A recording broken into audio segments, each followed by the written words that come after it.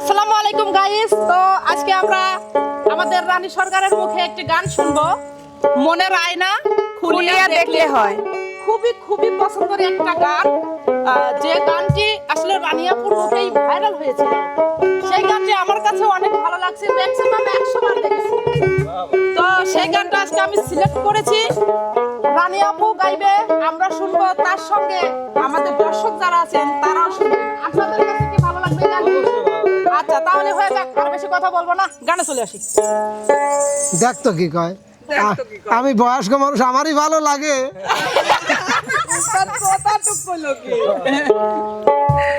এই ছোট মানুষটারে আসলে পাশে রেখে পাশে ফেলা দিয়ে মনে করেন কোনো কথা করে সুযোগ দেই না। দুঃখ পায় এই কথাটা কইছে, খুব কষ্ট। তাহলে ইরশাদ শুরু করবা। শুরু করা মানে কি, দড়ি ফেলাও। মনের আয়না খুলিয়া দেখিলে হয় দেহের কপাল, মেলিয়া দেখিলে হয় মনের মানুষ কোথায় পাওয়া যায়। মনের আয়না খুলিয়া দেখলে হয় দেহের কপাল, মিলিয়া দেখলে হয় মনের মানুষ কোথায় পাওয়া যায়। মনের আয়না খুলিয়া দেখলে হয় দেহের কপাল, মিলিয়া দেখলে হয় মনের মানুষ কোথায় পাওয়া যায়। মনের মানুষ কোথায় পাওয়া যায়।